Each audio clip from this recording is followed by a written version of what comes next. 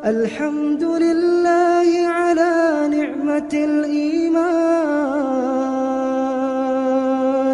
الحمد لله على نعمة الإسلام الحمد لله على نعمة الهداية. Baik, saya akan mulai teman-teman sekalian. Setelah saya mempertimbangkan kira-kira materi apa yang dipilih, saya melihat ada satu fenomena yang sering kita lalui setiap hari, setiap saat.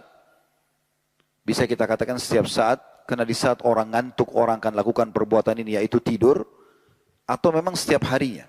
Baik di siang ataupun di malam hari, tapi yang dipastikan malam hari seperti ini, kita akan melalui satu tanda-tanda kebesaran Allah, yaitu tidur. Tapi karena seringnya kita melakukan perbuatan ini, kita tidak melihat tanda-tanda itu. Dan pada kesempatan ini, kita akan coba mengorek lebih dalam mutiara-mutiara dan hikmah dari kekuasaan Sang Pencipta pada tidur itu sendiri. Kita akan mulai teman-teman sekalian dengan firman Allah Subhanahu wa taala. Saya berharap teman-teman membuka, kalau bisa membuka Al-Qur'an di handphonenya, surah Ar-Rum, surah nomor 30 dalam Al-Quran, ayat 23. Surah Ar-Rum, ayat 23. Perhatikan bagaimana Allah memang menjadikan tidur yang selalu kita lakukan setiap harinya, itu adalah tanda-tanda kebesaran. Berbunyi, A'udzubillahi minasyaitonirrajim, wa min ayatihi manamukum bil-laili wan-nahari wabtiga'ukum min fadli. Inna fi dzalika laayatin liqaumin yasma'un. Artinya, dan di antara tanda-tanda kebesaran Sang Pencipta Allah, bukti kalau Dia ada, adalah tidur kalian di malam hari. Dan juga di siang hari pada saat kalian beraktivitas mencari karunia-Nya, mencari rezeki. Sesungguhnya, pada yang demikian itu terdapat tanda-tanda kebesaran Allah bagi kaum yang mau mendengarkan. Jadi memang kita bukan hanya sekedar membahas, mungkin ada yang melihat judul kita di flyer, lalu mengatakan bahasan tentang tidur, apalagi modelnya seperti tablik akbar seperti ini, apa perlu dibahas? Maka jawabannya iya. Karena ini fenomena sesuatu yang sering kita lakukan dalam keseharian. Dan ini tanda-tanda kebesaran Allah. Terlebih lagi ada sebuah hadis, saudaraku seiman. Hadis ini disebutkan oleh Syekh Al-Albani dalam silsilah hadis sahih nomor 1087, di mana Nabi SAW bersabda, "An-naumu akhul maut."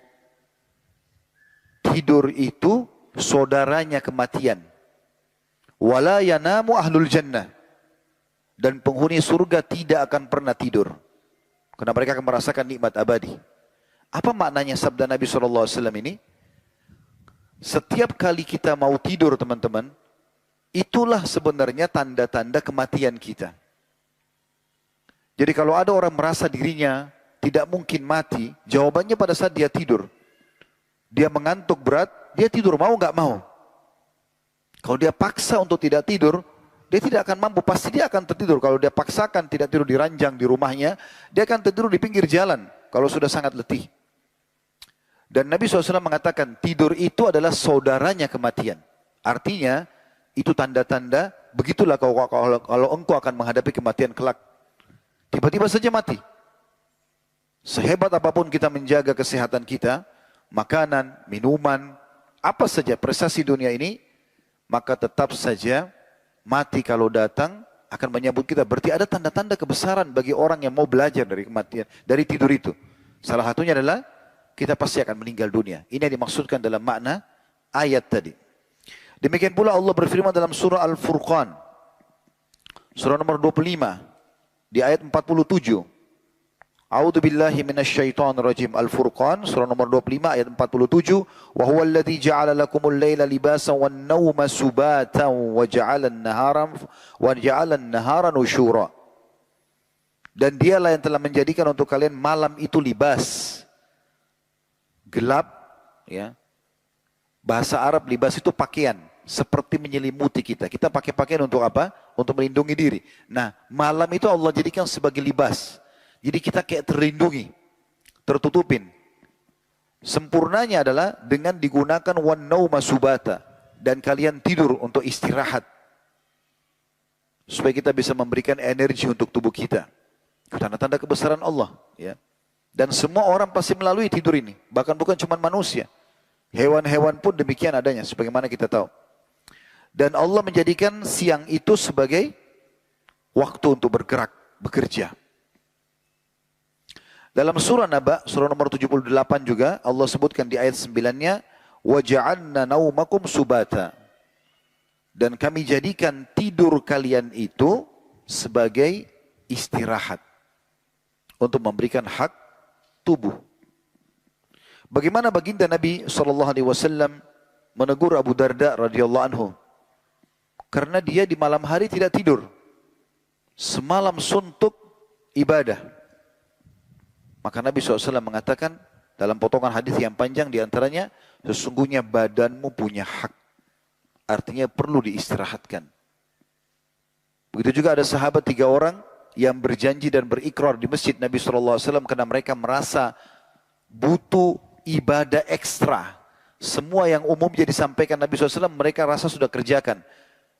Maka mereka coba mendatangi rumah baginda Nabi SAW dan bertemu dengan Ummul Mukminin Aisyah radhiyallahu anha, lalu bertanya, apa yang Nabi SAW kerjakan di rumah?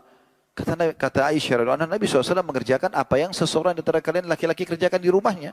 Kalau ada pekerjaan dia selesaikan atau dia bekerja sama dengan istrinya, ada sesuatu yang dia perlu bantu, dia bantu sallallahu alaihi wasallam. Dan kalau diiqamahkan, kalau diazankan, dikumandangkan azan, maka beliau pergi ke masjid sholat. Maka rupanya 3 orang sahabat ini seperti ingin sesuatu yang lebih berat. Maka mereka 3-3 masuk ke masjid lalu mengikrarkan. Yang satu mengatakan, mulai sekarang saya tidak mau tidur malam hari. Selalu saya akan ibadah. Tidak mau tidur, tidak mau istirahat.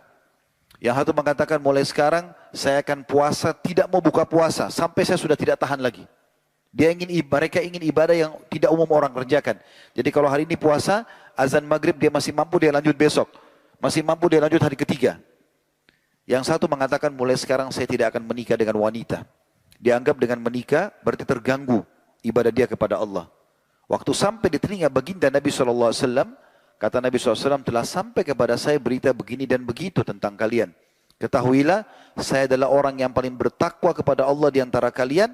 Dan ketahuilah, saya itu tidur di malam hari. Dan saya juga bangun sholat malam. Nabi SAW contohkan masalah tidur ini. Kemudian saya juga puasa dan saya berbuka puasa dan saya menikahi wanita. Man ragiba an sunnati falaysa minni. Siapa yang tolak sunnahku bukan bagian dari umatku. Allah juga menjelaskan dalam surah Az-Zumar, surah nomor 39 ayat 52 tentang prosesi tidur itu sebagai tanda-tanda kebesaran. Jadi kita kalau tidur itu seperti orang yang sedang menghadapi kematian. Ruh itu pun keluar, tapi bukan keluarnya seperti keluarnya pada saat kita meninggal dunia. Karena dia masih bisa kembali, itu pun di saat Allah izinkan. Perhatikan Allah gambarkan dalam surah Az-Zumar, surah nomor 39 ayat 52. A'udzu billahi minasyaitonir rajim. Allahu yatawaffal anfusa hina mautiha wallati lam tamut fi manamiha fayumsiku allati qada 'alaiha al-mauta wa yursilul ukhra ila ajalin musamma. Inna fi dzalika laayatin liqaumin yatafakkarun. Artinya Allah lah yang mewafatkan jiwa-jiwa pada saat dia mati. Allah yang buat ruhnya dicabut sehingga orang itu meninggal. Dan juga Allah lah yang menahan ruh itu atau mengeluarkan atau mengembalikan di saat dia tidur. Maka Allah menahan yang Allah ingin tahan, maksudnya dia mati, pada saat dia tidur gak dikembalikan lagi ruhnya, atau Allah melepaskan, Allah mengembalikan ruh itu ke jasadnya sampai ajal yang sudah ditentukan. Pada demikian itu terdapat tanda-tanda kebesaran bagi kaum yang mau berfikir. Ini dikuatkan juga dengan ada hadis Nabi SAW tentang doa tidur ya. Ya Allah, yang artinya, ya Allah, kalau seandainya Engkau melepaskan, kalau Engkau mewafatkan jiwaku ini pada saat tidur, maka kasihanilah dia, ampunilah dia. Kalau Engkau lepaskan ruhnya kemana-mana, jagalah dia sebagaimana Engkau menjaga ruhnya orang-orang beriman. Jadi memang ini ada sebuah tanda-tanda kebesaran Allah Subhanahu wa taala.